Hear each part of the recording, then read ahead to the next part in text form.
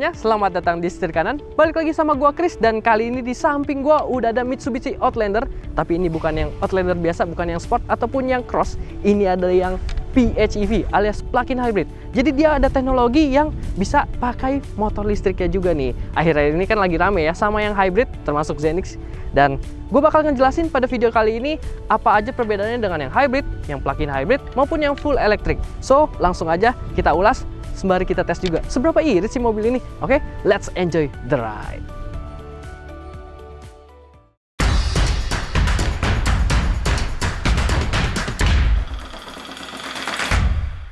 Pertama-tama langsung aja kita bahas dari segi eksterior, tampang depannya dulu nih Sobat Setir. Nah, kalau kita lihat ya, sebenarnya di Indonesia belum ada kompetitor sekelas nih untuk si Outlander PHEV ini. Tapi kalau kita lihat ke belakang, dia sebenarnya generasinya ini kan generasi ketiga. Dan yang generasi kedua, bedanya dia jauh lebih membulat dan ya belum ada dynamic shield-nya nih. Belum ada lekukan-lekukan yang menyerupai desain Mitsubishi zaman sekarang. Nah, yang ini udah kebagian desain tersebut, dimana kesannya jadi lebih futuristik pada zamannya. Meskipun ya sekarang yang paling barunya udah lebih kotak-kotak lagi, tentunya dengan desain yang futuristik, semakin futuristik lagi. Tapi ini nggak kalah canggih nih Sobat Setir. Lihat di atas udah ada kamera serta radar juga, itu untuk keselamatan aktifnya. Serta juga di sini sebenarnya ada kamera yang tersembunyi. Nih, kamera 360-nya ada di sini. Dia rapih, kesembunyi.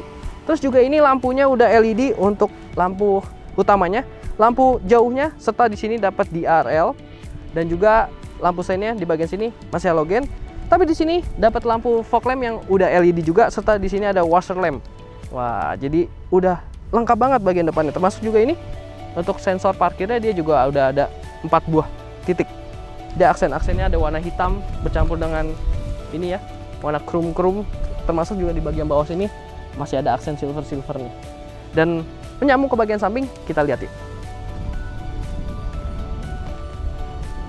Bergeser ke bagian samping, bisa kita lihat di sini yang menarik adalah pada bagian bodinya nih. Dia sebenarnya nggak terlalu banyak lekuk-lekukan, dia hanya tarikan garis lurus aja dari ujung ke ujung, dari lampu ketemu lampu lagi. Dan Sobat Setir, kita bisa lihat di sini karena dia sejatinya adalah SUV, dia dapat roof rail berwarna silver, jadi fungsional ya. Ini bisa dipakai beneran. Terus juga bagian spionnya dia warna body, warna putih ini mobilnya. Meskipun yang kita dapat ini unit testnya dia ada stiker-stiker ya, PHEV, plug-in hybrid electric vehicle. Selain itu, kalau kita beli sebenarnya mobilnya nggak dapat si stikernya ini, cuma dapat emblem ini tentunya. Ini penegasan bahwa dia adalah plug-in hybrid EV, gitu ya Sobat Setir.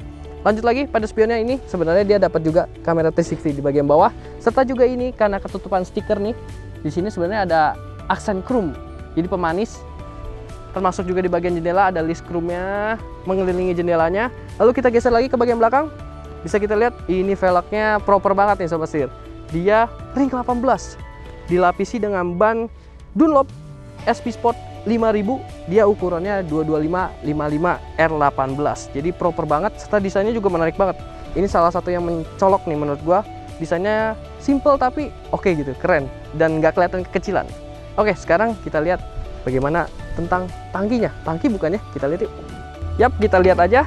Ternyata ini bukan tangki bensin, melainkan ini buat ngecas si listrik ya. Listriknya itu baterainya berkapasitas 13,8 kWh, dimana bisa diisi dengan fast charging dan juga yang biasa.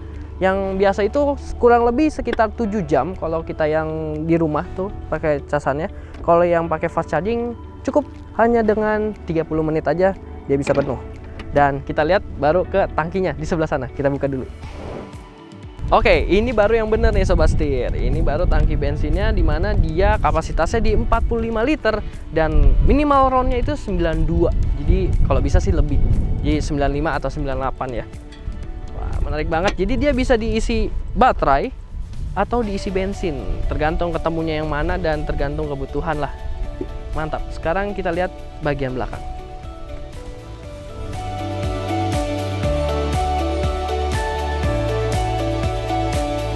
Di bagian belakang dia juga masih sama, bahasa desainnya masih simple juga dengan aksen-aksen chrome di bagian sini.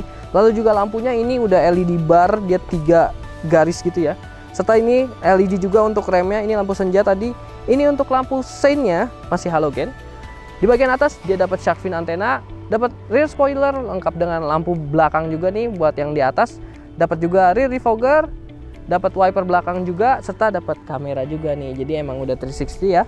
Serta di sini dapat lagi nih tulisan Outlander PHEV. Ini fontnya gede banget ya, warna biru.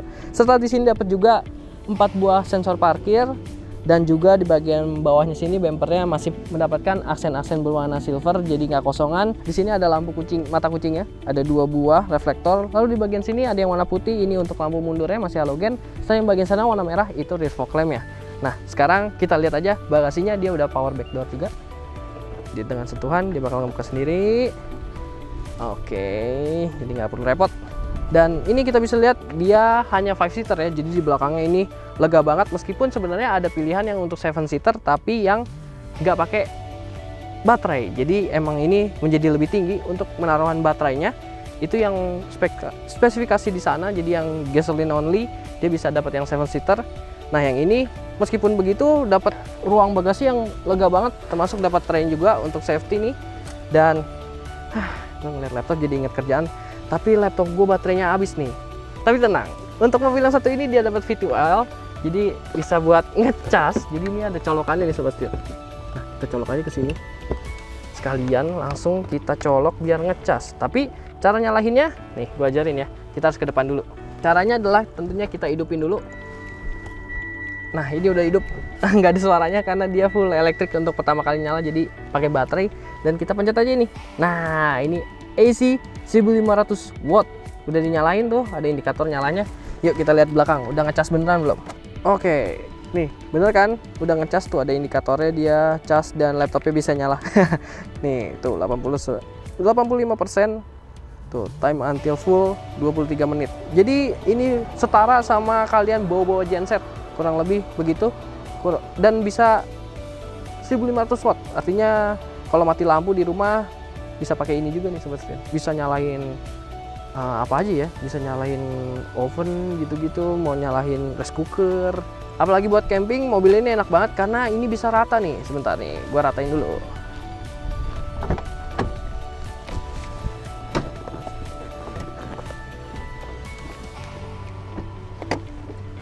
Tara, jadi rata lantai. Jadi kurang lebih bisa sambil selonjoran nih, mau tidur pasang kasur di sini buat camping. Seru banget.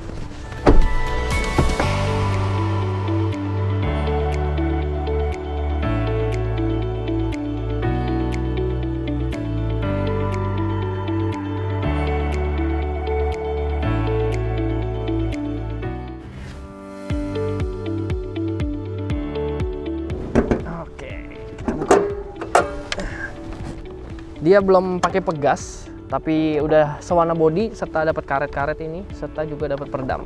Nah, untuk mesinnya dia ada 2 mesin nih. Ada 2. Dia ada satu lagi motor listrik maksudnya.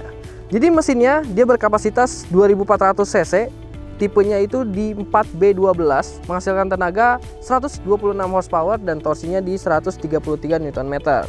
Lalu di sebelahnya ini yang berwarna silver, ini adalah motor listrik untuk penggerak roda depannya yang menghasilkan tenaga 81 horsepower dan torsinya di 137 Nm.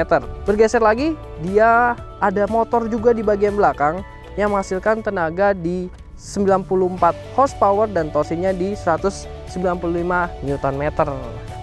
Jadi kalau ditotalin sebenarnya horsepowernya bisa mencapai 301 horsepower sobat setir. Wah mantep banget. Tapi sebenarnya mesinnya ini bertugas untuk mengisi baterai yang nantinya akan digunakan untuk penggerakan si motor listriknya ini sobat setir. Nanti kita jelasin lebih lengkap ya dengan metode-metodenya pas lagi driving. Oh ya, air intake-nya juga tinggi nih. Wah mantep, lebih tinggi dari grill. Jadi safety ini buat banjir terabas-terabas. Enggak lah. Oke, lanjut kita lihat bagian interiornya.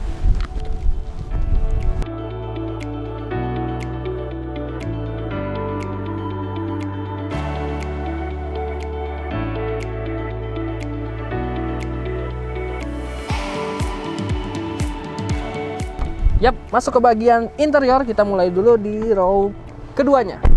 Dimana di sini sebenarnya nggak begitu banyak pernak-pernik. Di sini cukup aja dapat AC untuk penumpang di row kedua. Dapat untuk soket USB buat ngecas. Tapi ini lucu nih sobat setir. Jadi soket ini selain buat ngecas, dia juga bisa connect buat Android Auto dan Apple CarPlay-nya di multimedia di depan. Terus juga di sini dapat lagi nih untuk ngecas ataupun colokan yang 1500 watt. Jadi selain di bagasi di sini juga bisa, jadi sambil pakai laptop di sini sambil ngecas juga. Serta di sini juga kita dapat ini ya, cup holder di door pocket. Lalu juga sini untuk penyimpanan barang, serta untuk ini. Nah, ruangannya bisa dibilang cukup nih karena wah, dapat sekitar 8 jari. Lalu ini posisi nyetir gua, dia sekitar 9 sampai 8 jari dan masih bisa masuk ke kolong juga meskipun ada baterai ya di bawah. Serta ini masih bisa reclining nih sobat setir. Wah, jadi lebih relax dan juga dia kan headrestnya ini bisa adjustable ya, termasuk juga dapat untuk di penumpang tengah lengkap semua. Serta ini dapat armrest juga, armrestnya proper nih, nggak loyo. Dapat cup holder juga 2 buah di sini. Seatbelt juga lengkap, dapat 3 titik untuk 3 penumpang di row kedua ini. Gitu sobat setir. Nah, lanjut sekarang kita langsung aja ke depan. Oke, masuk. Dia udah keyless ya kuncinya. Seperti ini bentuknya. Dan kita hidupin dulu ya. Kan nggak ada suaranya juga nih. Nah, ini udah hidup sobat setir. Kita udah isi nasinya. Oke. Pertama-tama kita lihat dulu untuk pengaturannya nih, dimana joknya udah elektrik untuk yang bagian pengemudi. Terus juga ini 8 arah tuh, dapat lumbar support juga buat punggungnya, jadi bisa dorong sama buat agak lebih rebah gitu ya. Nah, selanjutnya juga ini dia udah bahan kulit, serta untuk pengaturan setirnya dia sudah lengkap, tilt dan teleskopik nih sobat setir gitu. Jadi bisa menyesuaikan beragam postur tubuh masyarakat Indonesia. Oke, lanjut kita lihat secara keseluruhan dashboardnya. Dashboardnya ini emang dia kesannya lebih membulat-bulat ya, 2000-an awal gitu ya. Emang kan ini produksinya 2015 dan juga ini di sini ada piano black besar sampai ke bagian kanan sini. Terus juga bisa kita lihat dia panel-panelnya nih udah soft touch semua sobat setir. Jadi enak dan mewah tentunya, ya iyalah. Mobil kan ini harganya lumayan nih sobat setir. Lanjut lagi dia bagian atas ini juga full black. Nah, di sini dapat sunroof. Jadi lebih cerah lagi ketika kita nyetir, juga kalau malam bisa lihat bintang gitu ya. Di sini si spionnya udah elektrik. Jadi bisa meredam kalau misalkan di beam dari belakang.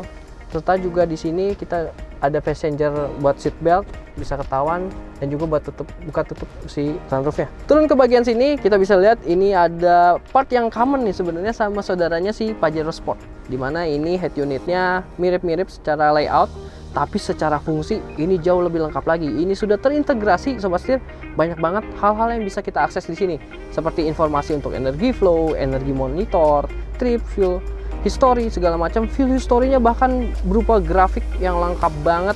Dan juga kita tetap aja nih, meskipun dia udah lumayan ini ya berumur, tapi tetap masih dapat Apple CarPlay dan Android Auto, serta lengkap juga bisa untuk Bluetooth, udah bisa juga dong tentunya. Setting-settingnya juga banyak nih sobat setir, bisa mengatur lampu, bisa ngatur wiper, bisa ngatur kunci, bisa ngatur alarm, power door lock, sampai ke AC juga bisa kita atur dari sini semuanya. Jadi ini udah terintegrasi dan lengkap banget nih sobat setir. Lanjut kita turun ke bagian bawahnya, ini juga masih common sama Pajero, dimana ini AC-nya udah digital auto climate control dual zone, jadi kiri kanan bisa beda ya untuk suhunya. Lanjut lagi, oh ya ini karena ini spesifikasi yang untuk di Jepang ya, dia jadi dapat ada heaternya. Dia paling panas sampai di 32 derajat Celcius. Mantap nih, hangat dah. Oke, bergeser ke bagian bawah sini. Di sini ada lubang. Ini sebenarnya buat naruh kunci kalau misalkan si baterai kuncinya habis nih sobat setir baterainya. Terus juga di sini ada colokan USB. Ini buat yang tadi koneksi untuk smartphone kita selain untuk ngecas. Di sini untuk nyalahin dan matiin untuk blind spot monitoring. Di sini yang tadi buat nyalahin AC 1500 watt, serta ini mode berkendara eco driving. Ada 2 buah cup holder dan di sini transmisinya dia bentuknya unik ya. Ini mirip-mirip sama punyanya Prius. Seperti ini. Jadi dia cara fungsinya digeser ke sini untuk netral, geser ke sini buat ke bawah itu D drive, terus ke atas dia buat reverse mundur, dan kalau ke bawah dia ke bawah sini itu artinya buat B yang braking gitu sobat setir. Terus juga di sini ada EV mode, ada safe charge segala macam. Ini pengaturan berkendara, nanti kita bahas lagi. Di sini juga ada pengaturan untuk all wheel drive-nya. Mode berkendara sport, di sini ada heater yang ada dua pengaturan, ada high dan low saja. Serta di sini juga ada electric parking brake yang lengkap dengan auto hold. Begitu sobat setir. Lanjut lagi kita geser ke klaser instrumen, di mana di sini sebenarnya nggak begitu banyak yang digital, masih banyak analog ya. Di kanan untuk speedometer, di kiri untuk indikator, dimana ini buat ngasih tahu lagi ngecas, lagi pakai baterainya atau udah nyala mesinnya. Serta di tengah baru indikator buat kita ngelihat apa aja informasi ada di sini. Informasinya banyak nih sobat setir, bisa lihat konsumsi bahan bakar, sisa bahan bakar, lalu juga sisa baterai bisa diakses di sini. Di sini juga ada indikator transmisi. Lalu bergeser lagi kita ke bagian setirnya. Setirnya mirip juga nih common sama Pajero Sport, dimana ini udah pakai kulit yang lembut, serta juga udah ada lace stitchingnya di bagian sini, dan banyak tombol-tombol nih sobat setir. Di sini di sebelah kiri ada tombol untuk 360 kameranya yang tadi bisa diganti angle-nya, bisa buat lihat paling kiri juga. Terus juga di sini audio steering switch sudah hadir, serta juga audio teleponi sudah hadir di bagian kiri setir. Di bagian kanannya di sini ada untuk adaptive cruise control nih sobat setir. Jadi enak banget nih buat dipakai di kemacetan, jadinya ngerem gas sendiri. Oke, di belakangnya di sini udah ada pedal shift. Sebenarnya bukan pedal shift, ini buat rem generatifnya. Jadi bisa ada 5 step. Nanti bisa dipencet-pencet sini untuk dia ngerem. Jadi hasil dari regeneratif brake-nya dipakai buat ngisi baterainya. Nanti kita praktekin pas lagi nyetir. Segitu aja. Lebih lengkapnya kita bahas sambil jalan, yuk sembari langsung praktek aja. Let's go sobat setir, berangkat.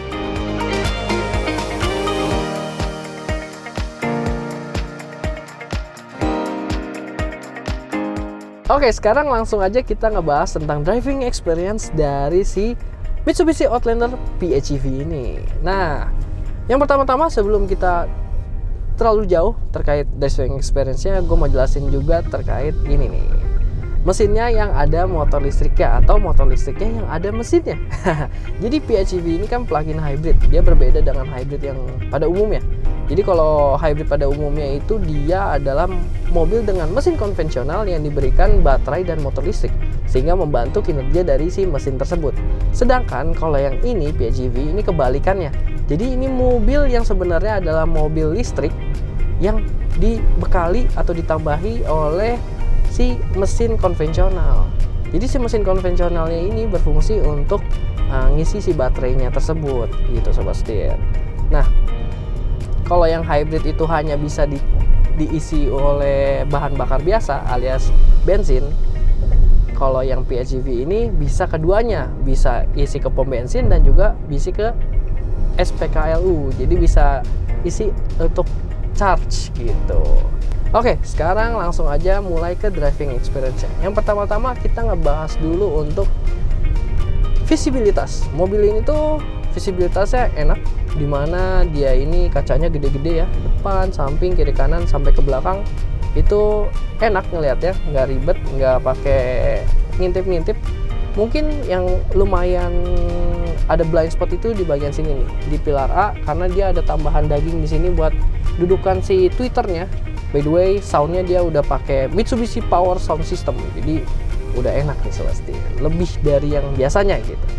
Nah, ini pilar A-nya ini lumayan menghalangi, jadi kayak kita harus ngintip gini atau ke sini. Tapi tenang, karena di spionnya dia juga udah dilengkapin sama blind spot monitoring, serta juga kalau kita akses di sini kan udah ada kamera 360 ya.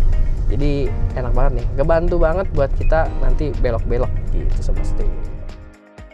Selanjutnya yang kedua kita bahas mengenai road noise-nya atau kekedapan kabinnya nih sobat setir. Oke, mengingat mobil ini sebenarnya lahir di tahun 2015 dan masuk ke Indonesia diperkenalkan di 2016. Sebenarnya untuk tahun segitu mobil yang wah ini dibilang lumayan ya, udah bilangnya premium kali ya. Dia ini udah di atas 1M pertama kali diperkenalkan. Untuk road noise-nya mungkin ini yang lumayan masuk nih sobat setir. Jadi mungkin pengaruh juga dari pemilihan bannya atau ya di bagian bawah ini lumayan masuk nih suaranya, road noise. Tapi kalau soal kekedapan kabin di yang bagian kaca-kaca ini udah oke banget. Suara angin, suara mobil-mobil lain itu udah keredam dengan baik. Yang ketiga, kita akan membahas soal bantingan dan handling dari mobil ini. Coba ya, kita kasih beberapa belokan-belokan. Sebenarnya kalau dari gua secara langsung nyetir mobil ini, feelingnya ya, feeling setirnya ini udah enteng banget nih Sobat Setir. Feelingnya enteng banget, tapi lumayan ada ini nih, ada bilangnya apa ya sebutannya ya, jadi dia masih kurang direct gitu ya. Kalau kita belokin nggak terlalu direct, tapi sebenarnya kalau soal bantingan, mobil ini tuh wah jempolan sih buat gua. Dia tuh karakternya lebih ke family oriented gitu ya. Dia tuh lebih yang membal, jadi nggak yang sporty banget, nggak yang kaku banget, tapi nggak yang mental-mentul banget. Jadi dia tuh kayak di atas kapal, di atas awan.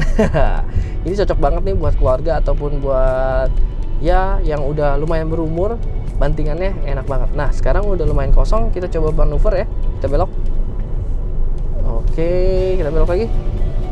Nah itu, jadi emang dia karakternya lumayan bikin mobil ini kan empuk, jadinya lumayan agak limbung, tapi ya itu nggak yang responsif banget, tapi oke lah, enak kok. Yang selanjutnya yang keempat, kita akan membahas soal ini. Jadi dia ini udah punya fitur keselamatan aktif. Jadi kalau yang pasifnya dia airbagnya ada 8 buah ya Sobat Setir. Ada yang di kaki, di dashboard, di pilar, jadi sama di setir. Jadi udah lengkap banget untuk fitur keselamatannya. Nah yang aktifnya dia ada yang forward mitigation, jadi bisa ngerem otomatis kalau misalkan kita deteksi mau nabrak. Terus juga dia bisa nahan nih kalau misalkan kita ada objek nih sebenarnya di depan di parkiran, terus kita nggak sengaja nginjek gas, dia bakal ngerem sendiri. Terus juga ada ini blind spot tadi ya, blind spot monitoring, serta di belakang juga dia ada rear traffic alert. Jadi kalau misalkan kita mundur terusnya nanti ada objek yang lewat, dia bakal ngerem sendiri, dia bakal ngasih tahu. Nah lanjut soal yang keselamatan aktifnya ini, sebenarnya dia udah ada adaptive cruise control, tadi kan gue udah mention. Nah sekalian aja kita langsung simulasikan, kita langsung aja aktifin. Pertama kita kasih pencet yang ini dulu nih, yang tombol tanda panah dan ada speedometernya biar aktif. Dia kita tahan set. Nah oke. Lalu kita bisa atur kecepatannya. Sekarang di 40 km per jam, kita naikin dulu sampai berapapun, sebenarnya sampai 100 pun nanti dia tetap bakal nyesuaiin sama kendaraan yang di depan. Ini gue set di 95 km per jam, tapi dia tetap bisa ngikutin di depan. Sekarang kita lari cuma 50 km per jam. Terus kita juga bisa set jaraknya. Nah ini ada 3 step jaraknya. Ini yang paling dekat, gue coba set. Nah ini yang paling dekat. Tuh dia ngegas, kita ikut ngegas. Nih kaki gue naikin ya. Nah namun sayangnya emang mobil ini nggak punya yang untuk baca marka jalan, jadi belum bisa ada line keeping maupun line departure ya. Jadi mobil ini masih belum bisa ngebaca marka jalan, jadi ngejaga mobil ini bisa tetap di dalam jalur. Jadi hanya ada adaptive cruise control, tapi ini udah cukup banget. Ini udah ngebantu banget buat kita di dalam kota ataupun keluar kota, dimana kondisi jalan di Indonesia kan nggak sepenuhnya lurus terus, nggak sepenuhnya konstan terus, pasti ada ngerem ngegas. Ini enak banget nih Sobat Setir, jadi praktis dan gak capek, mantap.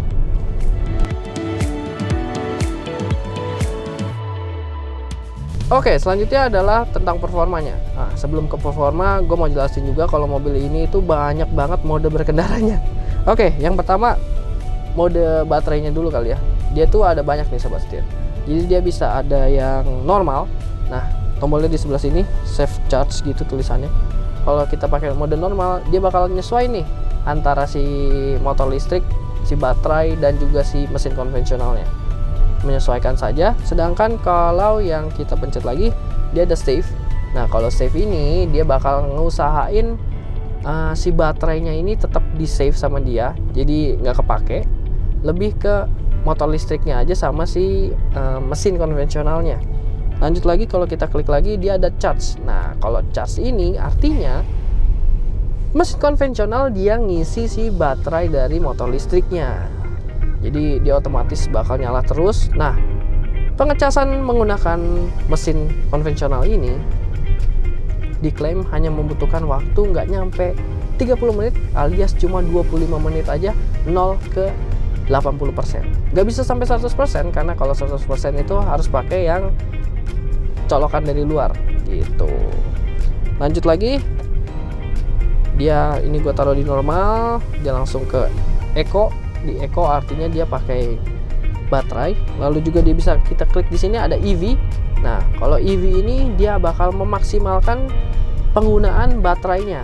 Jadi kurang lebih berusaha nggak pakai mesin konvensional. Lanjut lagi, di sini ada eco mode. Nah, ada eco mode, ada normal.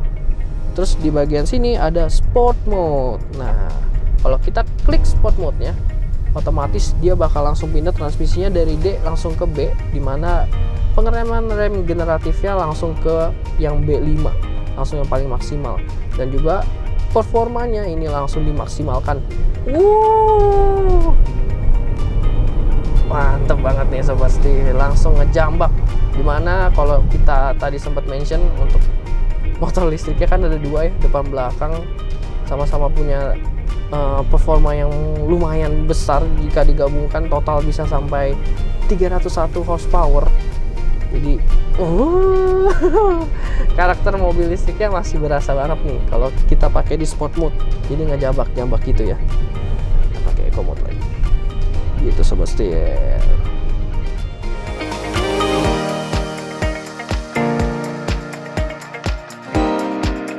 Kita sekarang mau ngetes performanya 0 ke 100 km per jam, dimana klaim pabrikan itu di 9 detikan. Kita lihat kalau di jalur Indonesia dengan sekarang kondisi 3 orang penumpang nih.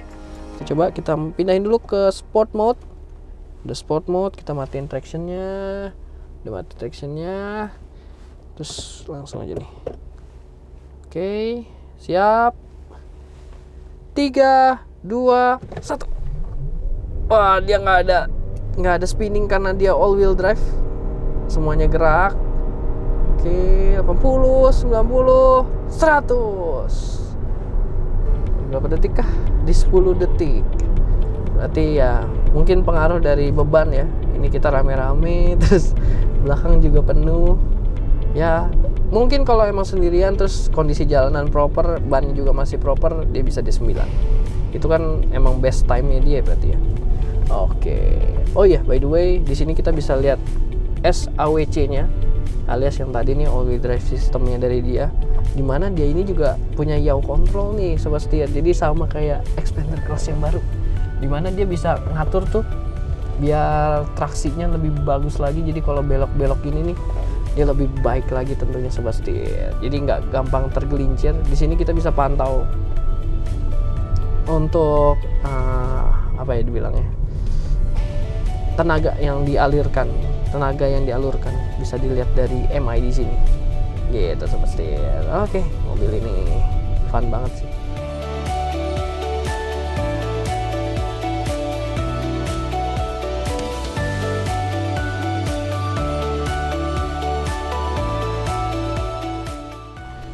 Yap, selesai juga untuk sesi driving experience dari si Mitsubishi Outlander PHEV ini.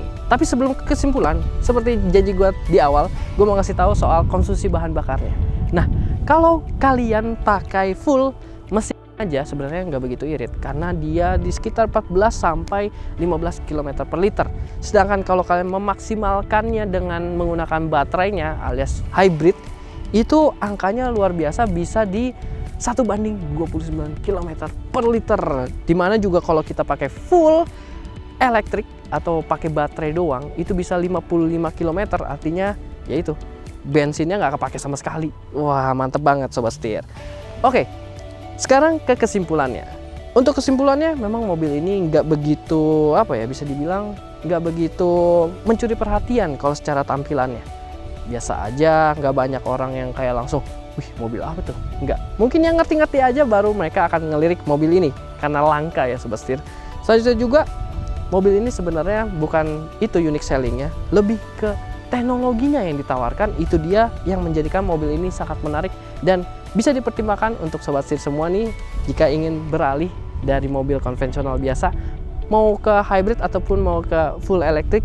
Ini adalah solusinya. Nah, satu hal yang menarik dari poin yang gue suka dari mobil ini adalah itu tadi. Tentunya mobil ini bisa dicas dan juga bisa diisi bensin. Jadi nggak ada alasan nih mau nggak dapat bensin, nggak dapat listrik gitu kan.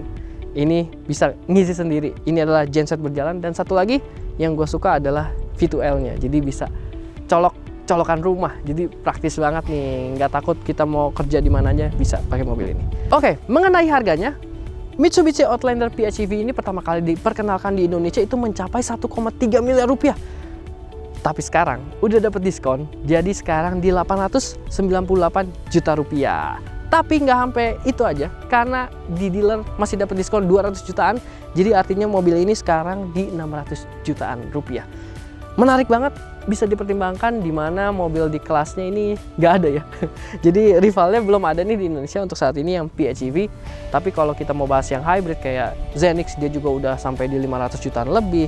Mau bahas tentang mungkin yang dimensinya 11-12 itu ada BZ4X, dia harganya udah di 1 miliaran. Sedangkan ini sekarang di diskon hingga 600 jutaan. Ini masih menarik banget dan juga penawaran harganya nih untuk teknologinya masih oke banget. Segitu aja untuk review kita. Oh iya, soal warna hampir ketinggalan. Soal warna dia hanya ada dua, ada yang putih dan warna hitam. Ya, segitu aja untuk video kita kali ini. Jangan lupa untuk like, comment, dan subscribe serta follow Instagram kami dan TikTok kami di @setir.kanan. Gua Krisadi, sampai jumpa di video selanjutnya and keep enjoy the ride.